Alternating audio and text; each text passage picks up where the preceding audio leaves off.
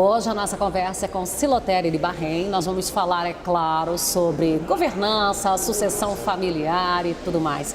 Silotério, tudo bem com você? Tudo bem, muito bom estar falando com vocês. O prazer, a honra é toda nossa. E quando a gente fala de sucessão familiar, a gente fala de governança, o nome já está familiarizado, mas o assunto é muito amplo, não é verdade?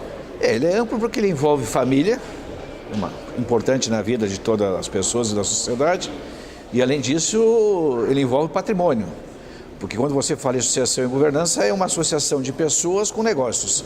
E se pessoas já têm dificuldade de relação, imagina quando pessoas da mesma família se relacionam com o mesmo negócio. Quando a gente fala dessa questão família, quem é família quando estamos falando de sucessão?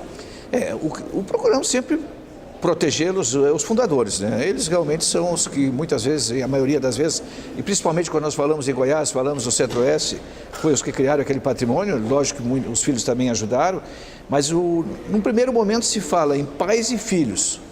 Nós gostamos de brincar com o que chamamos as noras e os genros de agregados.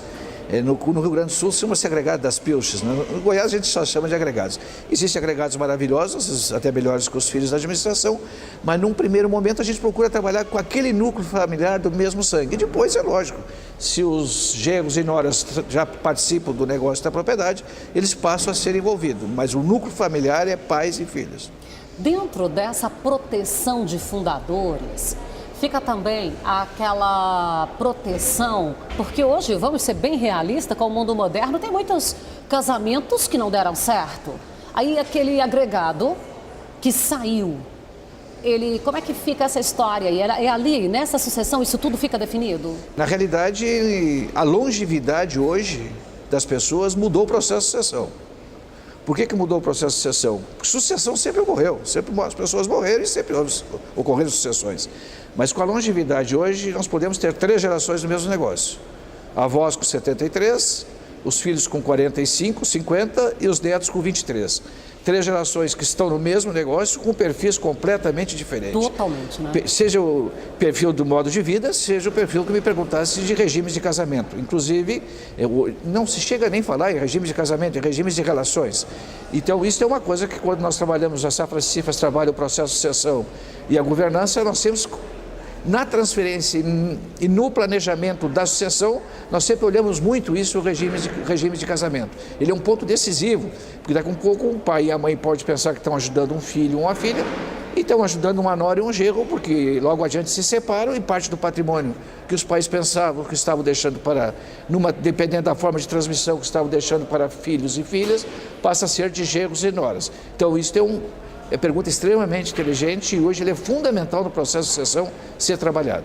E como é que trabalha essa discussão lá na família? Vamos dizer assim, melindre, porque às vezes o meu marido tem que ser parte da família, como é que não pode ser assim e tal? Como é que fica essa relação lá dentro na hora de formar um negócio? E por isso que nós sempre dizemos que montar os documentos jurídicos do processo sucessório é fácil.